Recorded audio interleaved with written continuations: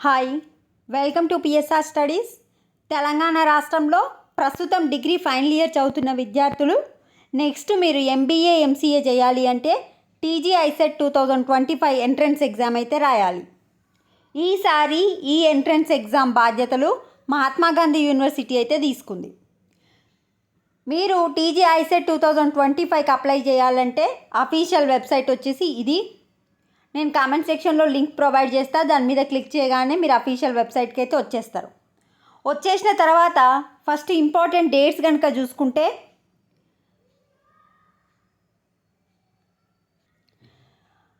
Already application అయితే start అయింది. Application మీరు అప్లై చేసుకోవచ్చు టీజీ ఐసెట్కి. ఫీజు ఎంత అంటే జనరల్ క్యాండిడేట్స్కి వచ్చేసి 750 రూపీసు, ఎస్సీ ఎస్టీ అదర్స్కి వచ్చేసి 550 రూపీసు. మీరు అప్లై చేసుకోవడానికి లాస్ట్ డేట్ వచ్చేసి 3 మే 2025.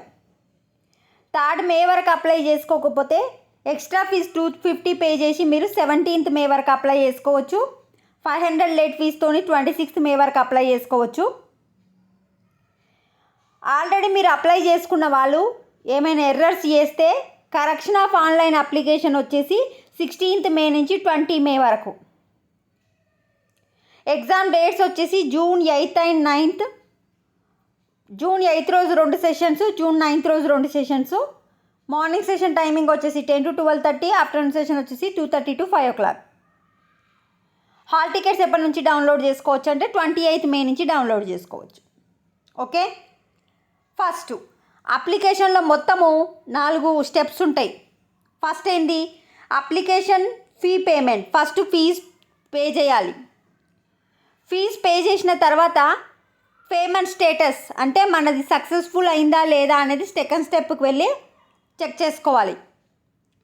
నెక్స్ట్ వచ్చేసి ఫీజ్ పే చేసిన తర్వాత ఫిల్ అప్లికేషన్ ఫామ్ అంటే మీ పర్సనల్ డీటెయిల్స్ అన్నీ ఎంటర్ చేసి సబ్మిట్ చేయాలి. లాస్ట్ 4th వన్ వచ్చేసి print your filled in application form. ఏదైతే అప్లై చేసుకున్నారో అది ప్రింట్ తీసి పెట్టుకోవాలి తప్పనిసరిగా. మళ్ళీ మనకు కౌన్సిలింగ్ అప్పుడు యూజ్ అవుతుంది. ఈ టీజీ ఐసెట్ అప్లై చేస్తున్నప్పటి నుంచి కౌన్సిలింగ్ అయ్యే వరకు మీకు ఏ ఐడీస్ వచ్చినా కూడా ఏ పాస్వర్డ్స్ అయినా ఒక బుక్లో రాసి పెట్టుకోండి, ఫర్దర్గా మీకు యూజ్ అవుతుంది. ఇప్పుడు ఏ విధంగా అప్లై చేసుకోవాలనేది చూపిస్తా. ఫస్ట్ మనని ఇన్స్ట్రక్షన్ చదువుకోమంటున్నాడు. ఇన్స్ట్రక్షన్ చదివిన తర్వాత కంటిన్యూ చేయమంటున్నారు. ఇన్స్ట్రక్షన్ చదివినవా అంటే ఎస్ అని చెప్పండి, నేను చూపిస్తే ఇన్స్ట్రక్షన్ ఏడుంటాయో. Next candidates name as per SSC or equivalent. మీది 10th క్లాస్ ఎట్లుందో అట్లా రాయరి. డేట్ ఆఫ్ బర్త్ కూడా as per 10th class. Next candidate or students mobile number. ఒక మొబైల్ నెంబర్ ఏమో మీది పెట్టండి, ఇంకో మొబైల్ నెంబర్ మీ మదర్ది పెట్టుకోండి. మీ మదర్ అయితే ఎప్పుడు ఇంట్లోనే ఉంటుంది, మొబైల్ అవైలబిలిటీలో ఉంటుంది కనుక. మీ ఇంట్రెస్ట్ ఇక మీకే 2 నెంబర్లు ఉంటే 2 నెంబర్లు పెట్టుకోండి. మీ email ID. Next recently qualifying examination. మీరు రీసెంట్గా ఏం క్వాలిఫై అయ్యారు, బీకామా బీఏయా, ఇప్పుడు ఏం చదివిరు అనేది. Qualifying exam hall ticket number, మీ ప్రస్తుతం degree final year hall ticket number. Note, please enter degree or BTech hall ticket number. ఇప్పుడు మీరు బీటెక్ వాళ్ళు తర్వాత బీటెక్ వాళ్ళు కూడా ఎంబీఏ చేస్తారు కదా, బీటెక్ అయితే బీటెక్ ఏది. కేటగిరీ, మీరు ఏ క్యాస్ట్, ఓసీయా, బీసీఏ, బీసీబీయా, బీసీసీయా, బీసీడీయా. ఆర్ యూ డిఫరెంట్లీ ఏబుల్డ్ అంటే పిహెచ్ క్యాండిడేట్స్ అయితేనేమో ఎస్ అని పెడతాం, లేకపోతే నో అని పెట్టండి. పేమెంట్ టైపు, ఇప్పుడు మీరు ఎట్లా పేమెంట్ చేస్తారు, net banking or credit card or debit card. I have carefully gonna through notification అని చెప్పి క్లిక్ పెట్టి ప్రొసీడ్ కొట్టండి. నెక్స్ట్ వచ్చేసి సో ఇక్కడ వరకు చూసాం కదా మనము. ప్రొసీడ్ పేమెంట్ కొట్టిన తర్వాత మనకు నెక్స్ట్ విండో అయితే ఈ విధంగా ఓపెన్ అయిపోతుంది.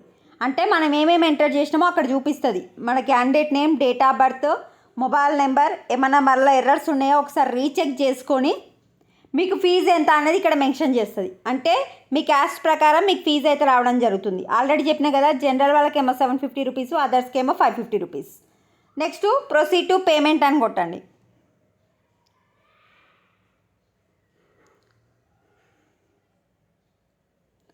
నెక్స్ట్ మనకి ఇట్లా రావడం జరుగుతుంది. మొబైల్ నెంబరు ప్రొసీడ్ అని చెప్పేసేయండి.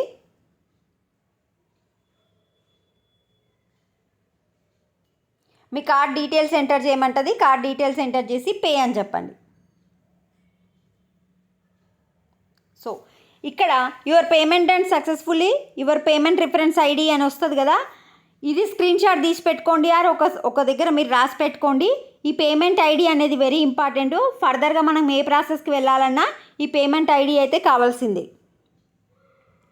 నెక్స్ట్ వచ్చేసి after your payment successful the payment reference ID will appear on the screen. Note down the payments reference ID for the future correspondents. So ఇప్పుడు మనము పే చేసినాం, అయిపోయింది. Next step payment status check చేసుకోండి. Payment status check చేసుకునేటప్పుడు వెంటనే ఒక్కొక్కసారి రాదు, కొంచెం టైం పడుతుంది. అప్పుడే రాకపోతే యువర్ పేమెంట్ నాట్ సక్సెస్ఫుల్ అని వస్తుంది. ఒక గంట 2 గంటల తర్వాత బ్యాంక్ రిఫ్లెక్ట్ అవ్వాలి కదా, మళ్ళీ ఒకసారి చెక్ చేసుకోండి.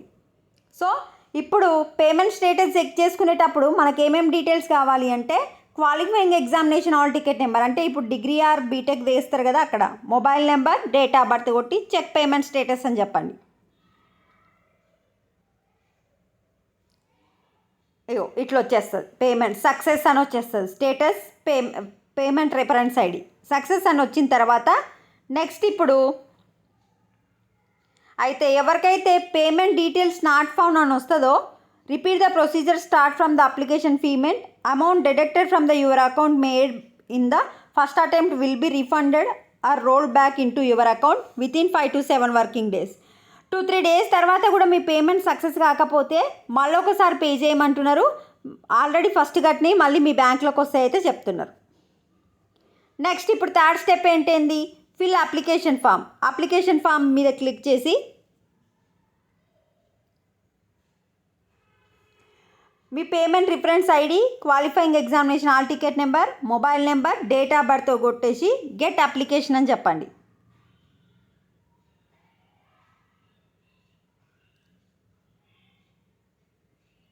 సో ఇక్కడ మీ పర్సనల్ డీటెయిల్స్ అయితే ఆల్రెడీ మీరు ఎంటర్ చేసినవి అయితే రావడం జరుగుతుంది ఆటోమేటిక్గా. రిమైనింగ్ మీరు ఎంటర్ చేయాలి. Candidate name, father's name, mother's name, date of birth, date of birth ఇవన్నీ 10th క్లాస్లో ఎలా ఉన్నాయో అట్లనే అక్కడ మెన్షన్ చేసిరు, అట్లనే మీరు ఎంటర్ చేయండి. నెక్స్ట్ ఆధార్ కార్డ్, మీరు జెండర్, ఐడెంటిఫికేషన్ మార్క్స్ మీ దాని మీద ఉంటాయి కదా మీ 10th క్లాస్ సర్టిఫికేట్ మీద. నెక్స్ట్ రేషన్ కార్డ్ నెంబర్ వచ్చేసి optional. Next address,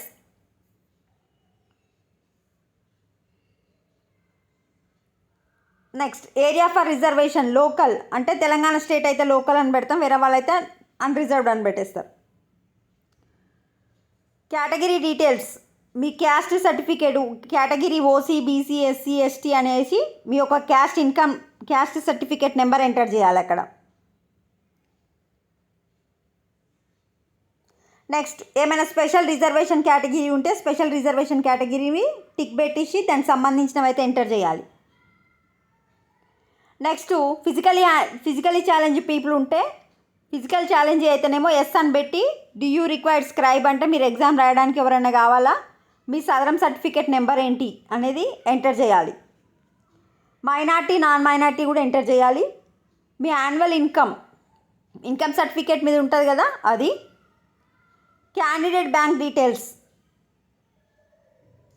qualification details, మీరు డిగ్రీలో ఏ గ్రూపు, ఏ యూనివర్సిటీ, కాలేజ్ నేమ్ ఏంటి, హాల్ టికెట్ నెంబర్ ఏంటి, ఇయర్ ఆఫ్ పాసింగ్ ఏంటి, పర్సంటేజ్ ఏంటి, మేజర్ గ్రూప్స్ సబ్జెక్ట్స్ ఏంటి, మీరు ఏ medium.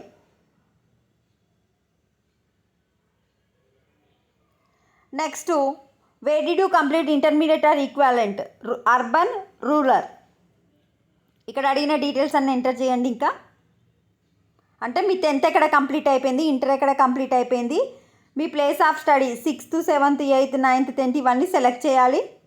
Test zone centre preferences, మీరు 3 ప్రిఫరెన్స్లు ఇవ్వండి, మీ దగ్గరలో ఇచ్చుకోండి, మీకు సెంటర్ అక్కడ పడుతుంది.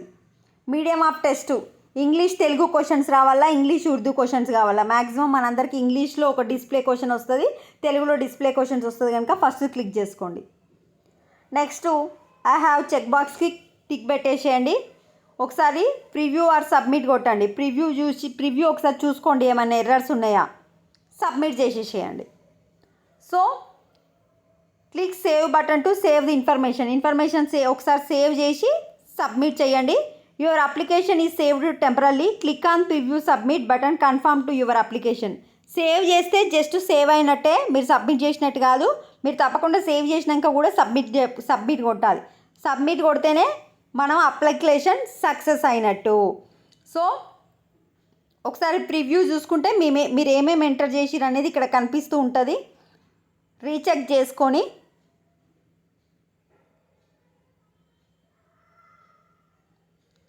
ఏమైనా మాడిఫై చేయాలనుకుంటే మాడిఫై చేయండి. అంటే మాడిఫై అంటే నన్ను ఎర్రర్స్ కనిపిస్తే మళ్ళీ దాని మీద ఎడిట్ చేసుకోండి, లేకపోతే కన్ఫర్మ్ చేసుకోండి. కన్ఫర్మ్ చేసుకున్న తర్వాత యువర్ అప్లికేషన్ కన్ఫర్మ్ సక్సెస్ఫుల్లీ అని మెసేజ్ డిస్ప్లే అవుతుంది. Please note your registration number for further correspondence. మీ రిజిస్ట్రేషన్ నెంబరు, మీ రిఫరెన్స్ ఐడీలు ఏవి వచ్చినా సరే ఒక బుక్లో రాసి పెట్టుకోండి. తర్వాత ప్రింట్ తీసుకోండి. ఇక్కడ వచ్చింది కదా your application confirmed successfully, please note your registration number for future correspondence అని. ఇక్కడ మీకు అప్లై చేసేటప్పుడు ఒకటి రిఫరెన్స్ ఐడి, పైసలు కట్టిన ఐడి వస్తుంది, ఒకటి అప్లికేషన్ ఐడి ఇది వస్తుంది, రిజిస్ట్రేషన్ నెంబర్. ఈ రెండు very important. Next print application తీసుకోండి. ప్రింట్ అప్లికేషన్ అయితే ఈ విధంగా రావడం జరుగుతుంది. మనకు ఫర్దర్గా కౌన్సిలింగ్కి వెళ్ళేటప్పుడు యూజ్ అవుతుంది. సో ఈ విధంగా అప్లై చేసుకోండి.